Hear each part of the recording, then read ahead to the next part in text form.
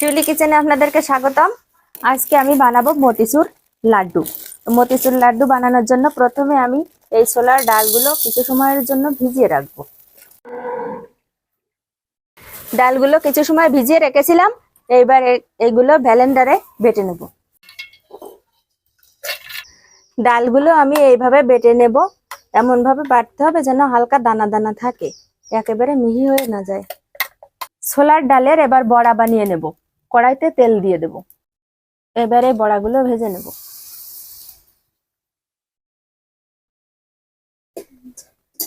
সবগুলো বড়া এইভাবে ভেজে নিয়েছি।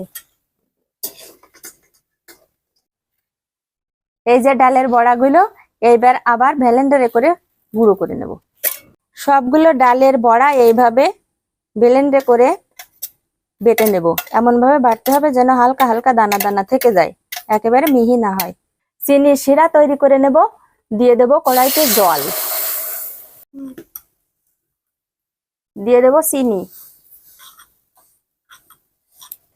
চিনির শিরাটা তৈরি হয়ে গেছে, এবার দিয়ে দেব ডালের বড়ার গুঁড়োগুলো চিনির শিরার ভিতরে দিয়ে দেব। দিয়ে দেব এলাচের কালো কালো দানাগুলো, এই নাট বাদাম গুলো কুচি করে, কাজু বাদাম কুচি। এইবার শুকিয়ে আসা পর্যন্ত জাল করে নেব।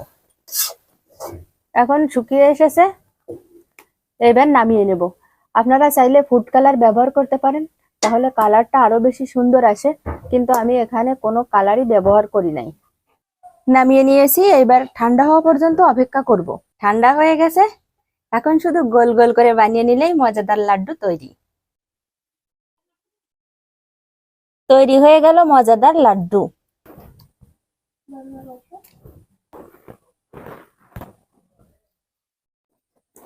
নাও বন্ধুরা, এভাবে চাইলে আপনারা বাড়িতে সহজে লাড্ডু বানিয়ে খেতে পারেন।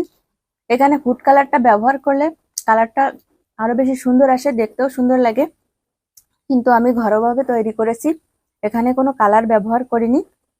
তো আপনারা চাইলে সেটাও ব্যবহার করতে পারেন। আমার ভিডিওটি যদি ভালো লাগে তাহলে অবশ্যই চ্যানেলটি সাবস্ক্রাইব করবেন আর লাইক কমেন্টস দিয়ে সাথে থাকবেন।